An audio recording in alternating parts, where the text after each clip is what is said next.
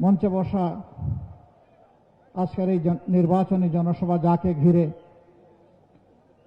এই জনসভার সম্মানিত সভাপতি 11 দলীয় নির্বাচনী ঐক্যের পক্ষ থেকে ঐক্যবদ্ধ বাংলাদেশ করার অন্যতম রূপকার আপনাদের প্রিয় সন্তান, প্রিয় ভাই জনাব ডক্টর সৈয়দ আব্দুল্লাহ মোহাম্মদ তাহের, স্নেহের সহকর্মী, 11 দলীয় ঐক্যের অন্যতম শীর্ষ নেতা, জাতীয় নাগরিক পার্টির আহ্বায়ক নাহিদ ইসলাম, বাংলাদেশ খেলাফত মজলিসের সম্মানিত আমির, বিশিষ্ট আলেমে দ্বীন আল্লামা হযরত মাওলানা মামুনুল হক, 11 দলের অন্যান্য নেতৃবৃন্দ,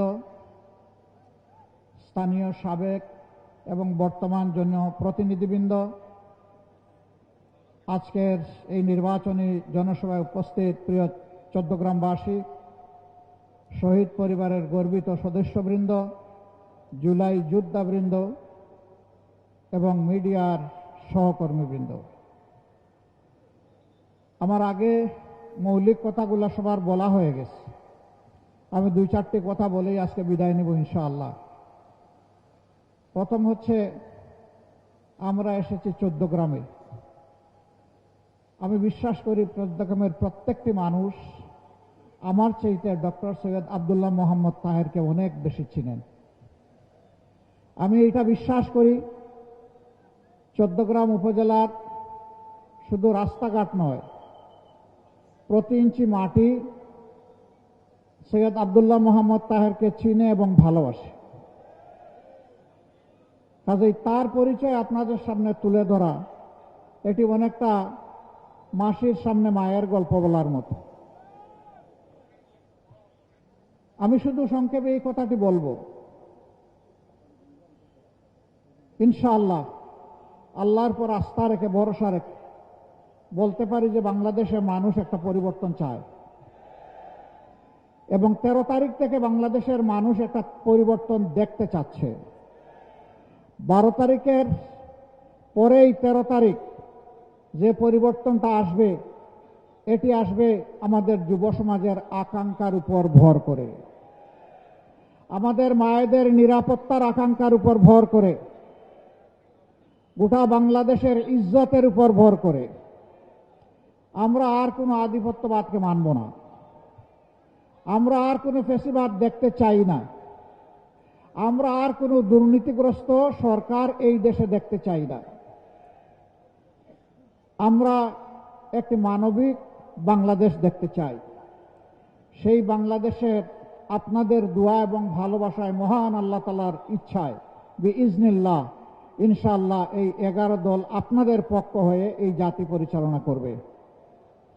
কাজেই আপনারা যদি ডাক্তার সৈয়দ আব্দুল্লাহ মোহাম্মদ তাহেরের উপর আস্থা রাখেন, তাকে বেছে নেন আপনাদের পবিত্র মূল্যবান ভোটের মাধ্যমে, ইনশাআল্লাহ আমি আল্লাহর পর ভরসা করে বলতে পারি মন্ত্রী পরিষদে একজন সিনিয়র সদস্য এই চট্টগ্রাম পাবে ইনশাআল্লাহ। এখন সিদ্ধান্ত আপনাদের। চট্টগ্রামবাসী এই সুযোগ কাজে লাগাবেন কিনা এটা চট্টগ্রামবাসীর সিদ্ধান্ত। তবে আমি আগেই বলেছি, মূল ফয়সালা আল্লাহ রাব্বুল আলামিনের। কুলিল্লাহুম্মা মালিকাল মুলকি তুতিল মুলকা মান তাশাউ ওয়া তানজিউল মুলকা মিম্মান তাশা। এটি আল্লাহ তাআলার ফয়সালা, আমরা গভীরভাবে বিশ্বাস করি। আপনাকেই বলছি, ইন্স্যুরেন্স করলে সিটিতে সুরক্ষা পাবেন নিশ্চিত।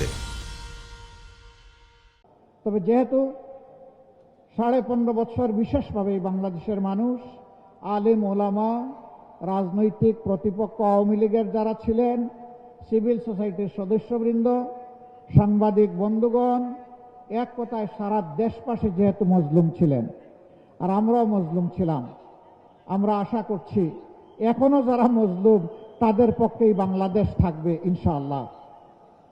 আরেকটা কথা একেবারেই পরিষ্কার করতে চাই, আমরা দলীয় কোনো শাসন এই দেশে দেখতে চাচ্ছি না। আমরা জামাতে ইসলামীর বিজয় চাচ্ছি না। আমরা 18 কোটি মানুষের বিজয় চাচ্ছি। 18 কোটি মানুষের বিজয়ী হবে আমাদের 11 দলের সবার বিজয়। চট্টগ্রামে এই প্রতীকটি দাঁড়িপাল্লা। 300 আসনে বিভিন্ন জায়গায় বিভিন্ন প্রতীক থাকবে। এই প্রতীকের পক্ষেই জনগণকে সাথে নিয়ে 11 দল লড়ে যাবে ইনশাআল্লাহ। যেখানে যে প্রতীক, আমরা সেই প্রতীকের সঙ্গী হয়ে যাব এবং 300 আসনেই জিতে আসার জন্য আমাদেরকে চূড়ান্ত লড়াই করতে হবে।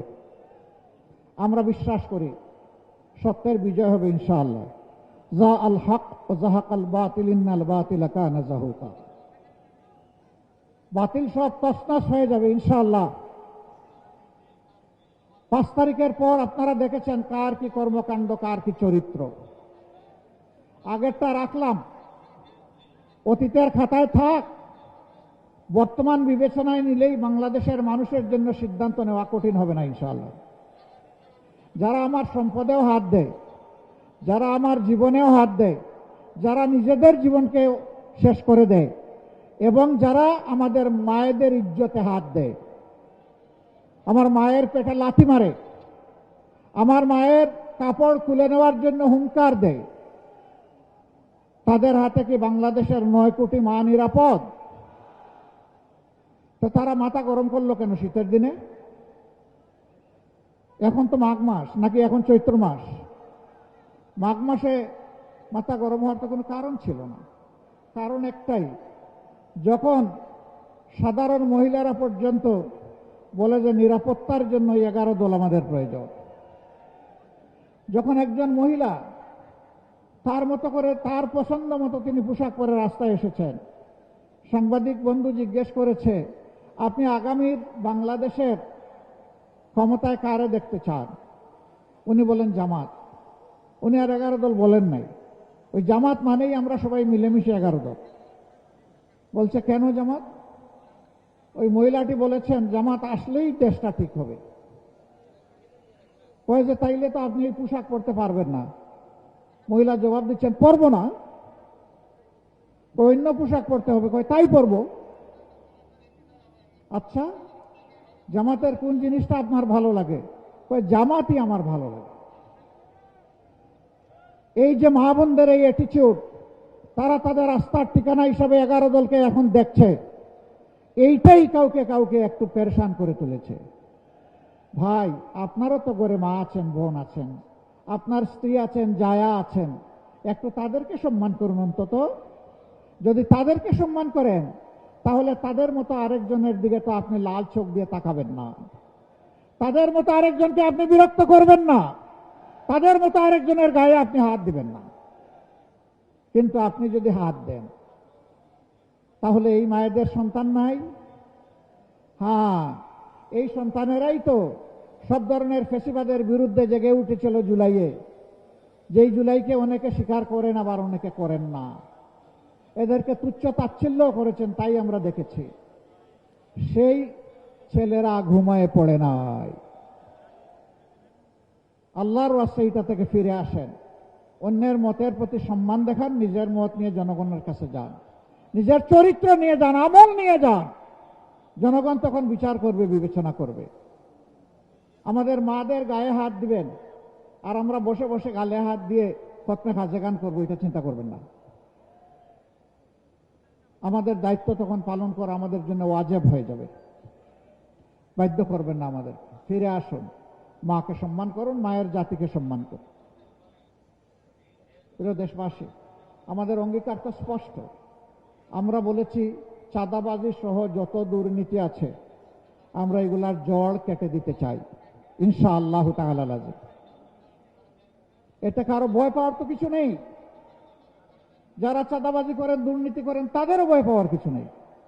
আমরা তো এমন একটা সমাজ গড়তে চাচ্ছি যেখানে প্রত্যেকটা নাগরিক তার জীবন, সম্পদ এবং ইজ্জতের নিরাপত্তা ভোগ করবে ইনশাআল্লাহ।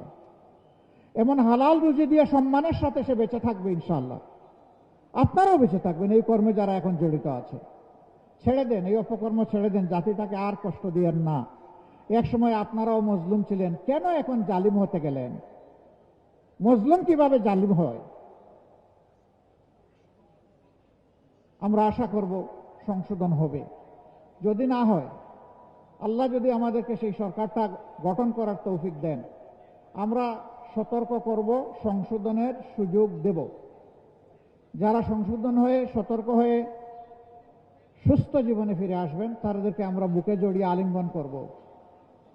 যারা আসবেন না তাদের বিশুদ্ধে আমাদের কোনো মায়া দয়া থাকবে না, আমরা চরম নির্দয় হয়ে সেখানে অবস্থান নেব। 18 কোটি মানুষকে সম্মান করার জন্য নেব। সরকারি চাকরিতে, বিভিন্ন বাহিনীতে, বিভিন্ন অফিসে, আদালতে, মিল, ফ্যাক্টরি, সেক্টর, ইন্ডাস্ট্রিতে যারা আছেন, আমরা জানি অনেকের বেতন দিয়ে সম্মানজনকভাবে চলা কঠিন। এই সরকার হবে একটা জনকল্যাণমূলক সরকার। এই সরকার প্রত্যেকটি রাষ্ট্রের প্রত্যেকটি লোককে, প্রত্যেক নাগরিককে, প্রতি কর্মকর্তা কর্মচারীকে সম্মানের সাথে বাঁচার জন্য যাই দরকার তাই করবে ইনশাআল্লাহ। তারাও যাতে আনন্দের সাথে, স্বস্তির সাথে তাদের দায়িত্ব পালন করতে পারে।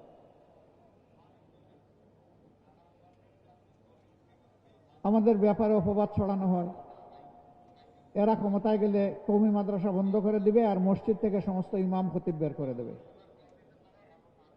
তো কওমি মাদ্রাসার একজন কর্ণধার এখানে আছেন না, আল্লামা মামুনুর হক সাহেব, তিনি তো তার বংশীয় ধারাক্রমে তিনি কওমির একজন প্রতিনিধিত্বকারী।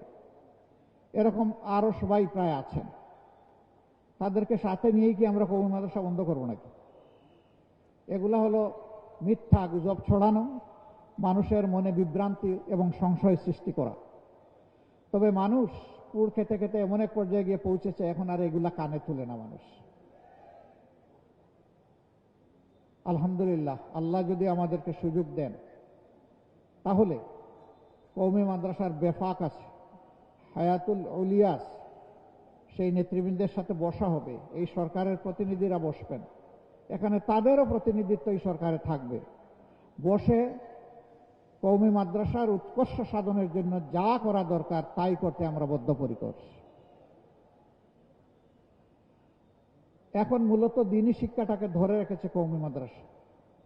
আমরা সেই দিন চাই, আর আমরা নাকি কওমি মাদ্রাসার বিরোধিতা করব। আশ্চর্য বিষয়। সম্মানিত ভাইয়েরা, যে যুব সমাজ বুক চিতিয়ে যুদ্ধ করেছিল, তারা কি বেকার ভাতার জন্য যুদ্ধ করেছিল? তারা তাদের অধিকারের জন্য যুদ্ধ করেছিল। এই জন্যই তো আবু সাইদ রাস্তায় নেমে বলেছিল, হয় আমার অধিকার দে, না হয় আমাকে একটা গুলি দে। সে ডানা মেলে বলেছিল, বুকের ভিতরে তুমুল ঝড়, বুক পেতেছি, গুলি কর। অধিকারের জন্য গুলি খেয়েছে, জীবন উপহার দিয়ে আমাদের মুক্তি এনে দিয়েছে তারা। আমরা সেই জুলাই যোদ্ধা এবং শহীদদের প্রতি গভীর শ্রদ্ধা নিবেদন করছি। হ্যাঁ, সারা 15 বছর ধরে যারা লড়াই করে মজলুম হয়ে দুনিয়া থেকে বিদায় নিয়েছেন এবং নির্যাতিত হয়েছেন, তাদের সকলের প্রতি আমরা শ্রদ্ধা নিবেদন। আমরা কারো অবদানকে অস্বীকার করতে চাই না। কিন্তু আজকে এই যুবকদেরকে, তাদেরকে কাজের উপযোগী করে দক্ষ জনবল হিসাবে গড়ে তোলার গল্প না শুনি আমরা কেন বেকার ভাতার গল্প শোনাবো? এই যুবকরা তো আমাদের কাছে মিছিল করে এসে দাবি করছে না যে আমাদেরকে বেকার ভাতা দিতে হবে। এই যুবকদের হাতকে, যুবতীদের হাতকে ইনশাআল্লাহ আমরা দেশ গড়ার মজবুত কারিগরের হাতে পরিণত করব ইনশাআল্লাহ। হাতে হাতে তাদের কাজ তুলে দেব, সম্মানের কাজ। তারা সেদিন বলবে, আমি বাংলাদেশ। বাংলাদেশ কি আমাকে দেখে জেনে নাও, চিনে নাও। আমরা সেই গর্বিত যুব সমাজ গড়তে চাই। আরেকটা কথা একেবারে সাফ, আমরা এই বাংলাদেশটা যুব সমাজের হাতেই তুলে দিতে চাই। কি যুবকরা নারাজ নাকি? কেউ জবাব দিল না যে? হ্যাঁ, কেমনে জবাব দিবে? এতক্ষণ ধরে মিটিং, আর তার উপরে আবার সূর্যের তাপ, এটা আবার মাঘ মাসে, শক্তি কি আর থাকে? আমরা যুবকদের হাতে ইনশাআল্লাহ বাংলাদেশ তুলে দিতে চাই। এর প্রমাণ হচ্ছে যুবকদের সংগঠন আমাদের সাথে। এর প্রমাণ হচ্ছে আমাদের নির্বাচনী ক্যান্ডিডেট যাদেরকে করেছি তাদের 62% যুবক। এটাই জাতির প্রতি আমাদের বার্তা। এটি হবে তারুণ্যের বাংলাদেশ ইনশাআল্লাহ। এটি হবে যৌবনদীপ্ত বাংলাদেশ, যৌবন কোনো বাধা মানে না। হিমালয় পর্বত হলে আল্লাহর পর ভরসা করে ডিঙ্গে যাবে ইনশাআল্লাহ। আমরা পিছনের দিকে কামড়াকামড়ি করব না, পিছনের সকল ঐতিহ্যকে আমরা ধারণ করে সামনে এগিয়ে যাব ইনশাআল্লাহ। আমাদের লক্ষ্য এখন শুধু সম্মুখপানে, আমাদের লক্ষ্য জাতিকে ঐক্যবদ্ধ করে এগিয়ে যাওয়া। এই জন্য দলের ভিতরে দলকে হজম করার এই নীতিতে আমরা বিশ্বাস করি না। আমরা দলকে তার সম্মানের জায়গায় রেখে যার যার প্রতীকে 11টি দল নির্বাচনে আমরা অবতীর্ণ হয়েছি। আর আমরা ঘোষণা দিয়েছি প্রতীক যেখানে যেটা পড়বে ওইটাই আমাদের সবার প্রতীক। আমরা এইভাবে ঐক্যের একটা বার্তাই জাতিকে দিচ্ছি। আমরা কথা দিচ্ছি ইনশাআল্লাহ আগামীতে ঐক্যের সরকার গঠিত হবে। এমনকি এখন যারা আমাদের সাথে প্রতিদ্বন্দ্বিতা করবেন, আল্লাহ তাআলা যদি আমাদেরকে সফলতা দেন, আমরা যদি বিজয়ী হই, আমরা তাদেরকেও বলবো আসেন, আপনারা অবদান রাখেন। শর্ত মাত্র 3টা মানলেই হবে। নাম্বার 1, স্বীকার করতে হবে নিজে কেউ অপরাধ করবেন না, নিজে কেউ দুর্নীতি করবেন না, ব্যাংক ডাকাতি, শেয়ার মার্কেট লুট করবেন না, জনগণের পকেটে হাত দিবেন না এবং কোনো দুর্নীতিবাজকে নিজের বগলের তলে আশ্রয় দেবেন না। নাম্বার 2, সকলের জন্য সমান এবং ন্যায় বিচার নিশ্চিত করা হবে। শিশু থেকে বৃদ্ধ, ধর্ম বর্ণের কোনো বাছ বিচার করা হবে না। এদেশের নাগরিক, এমনকি এদেশে বসবাসকারী যে এদেশের নাগরিকও নয়, তারও ন্যায় বিচার পাওয়ার অধিকার আছে। সেই ন্যায় বিচারটা আমরা নিশ্চিত করব। কোনো রাজনৈতিক নেতা কিংবা দল বিচারের উপর হস্তক্ষেপ করতে পারবেন না। একজন সাধারণ নাগরিকের কোনো একটি অপরাধের জন্য যে বিচার হবে, দেশের প্রেসিডেন্ট, প্রধানমন্ত্রী তিনি যদি সমান অপরাধ করে থাকেন তাকেও ছাড় দিয়ে কথা বলা হবে না। কারো জন্য বিচারে কোনো দায় মুক্তি, ইম্পিউনিটি থাকবে না। এটা মেনে নিতে হবে। 3 নম্বর, যে জুলাইয়ের কারণে আজকে সবাই নির্বাচনী এই রেইসে আমরা এসেছি, প্রতিদ্বন্দ্বিতায় নেমেছি, জনগণকে প্রতিনিধিত্ব করতে চাই, সেই জুলাইকে সম্মান করতে হবে। এই জুলাই সংস্কারের সকল প্রস্তাব বাস্তবায়নে অঙ্গীকার দিতে হবে। এই 3 জিনিস যারা মানবেন তাদেরকে বুকে জড়িয়ে একসাথে আমরা বাংলাদেশ গড়ে তুলতে চাই। আমরা এই জাতিকে আর কোনোভাবে বিভক্ত করতে চাই না। ধর্ম, বর্ণ, গোষ্ঠী, পরিবার, কারো স্বার্থ দেখব না, স্বার্থ দেখব 18 কোটি মানুষের ইনশাআল্লাহ। সম্মানিত ভাইয়েরা, এই দেশে শুধু মুসলমানরা আমরা বসবাস করি না, আরো 3টি ধর্মের মানুষ বসবাস করে। আমরা তাদেরকে নিশ্চয়তা দিচ্ছি, কথা দিচ্ছি, আপনারা আপনাদের সকল ধর্মীয় অধিকার নিশ্চিন্তে পূর্ণ স্বাধীনতা নিয়ে আপনারা ভোগ করবেন ইনশাআল্লাহ। কেউ আপনাদের স্বাধীনতার উপর হস্তক্ষেপ করবে না। রাষ্ট্রের দায়িত্ব পালনের কারো ধর্ম দেখা হবে না। সেই ক্ষেত্রে দেখা হবে বিভিন্ন কর্মকর্তা কর্মচারী যারা হবেন বিভিন্ন জায়গায়, যে তিনি এই কাজের যোগ্য কিনা এবং তার মধ্যে দেশপ্রেম আছে কিনা। এই 2 শর্ত পূরণ হলেই উপযুক্ত কাজটি যে কোনো ব্যক্তির, নাগরিকের কাছে চলে যাবে। শিক্ষা ব্যবস্থার আমরা আমূল পরিবর্তন করতে চাই। এই শিক্ষা দিয়ে কিছু করা যাবে না। Better education, better nation. Education যদি ভালো না হয়, ভালো একটা জাতি আমরা গড়তে পারবো না। আমাদের এই এডুকেশন না দুনিয়া না আখিরাত কিছুই আমাদেরকে কভার করে দেয় না। এখানে বড় পরিবর্তন লাগবে ইনশাআল্লাহ। আজকে আর আমি কথা বাড়াচ্ছি না। আমি এখন ডক্টর সৈয়দ আব্দুল্লাহ মোহাম্মদ তাহেরকে আপনাদের হাতে আমি আমানত রেখে যেতে চাই। আপনি একটু আসুন।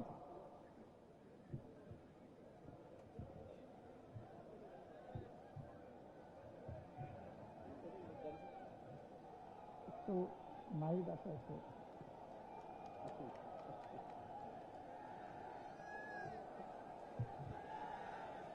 আলহামদুলিল্লাহ, আমরা 11 দলের পক্ষ থেকে সিম্বলিক আমাদের ভাই ডক্টর সৈয়দ আব্দুল্লাহ মোহাম্মদ তাহেরের হাতে আমরা ইনসাফের প্রতীক দাড়িপাল্লা তুলে দিচ্ছি। আপনি শক্ত করে ধরেন, জাতির হাল আমাদেরকে ধরতে হবে ইনশাআল্লাহ। ভাই কি প্রতীক? কোন সে প্রতীক? আরো জোরে, ঘরে ঘরে এখন থেকে 12 তারিখ সারাদিন সকাল সন্ধ্যা ইনশাআল্লাহ বিজয় হবে। মাশাআল্লাহ তাআলা আজিম। বিজয় ঘরে নিয়েই আপনারা ফিরবেন ইনশাআল্লাহ। জাতির এই গুরু দায়িত্ব সেদিন যদি আল্লাহ অর্পণ করেন, সেজদায় পড়ে আল্লাহর দরবারে শুকরিয়া আদায় করবেন এবং তাওফিক কামনা করবেন। 14 আপনাদেরকে মোবারকবাদ। আমরা আপনাদের সাথে আছি।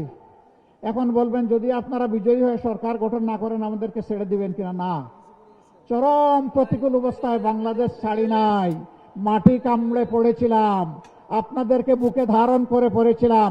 পরিস্থিতি যাই হোক আল্লাহ তাআলা রেখেছিলেন, এখনো আল্লাহ রেখেছেন, ভবিষ্যতে ইনশাআল্লাহ আল্লাহ রাখবেন। এই দেশ ছেড়ে আমরা কোথাও যাব না।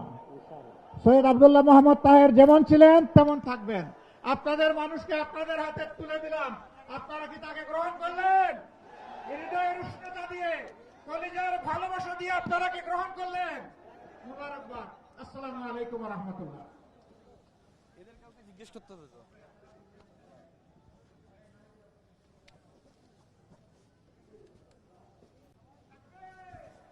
এদের পৌরসভা কি বাতিল?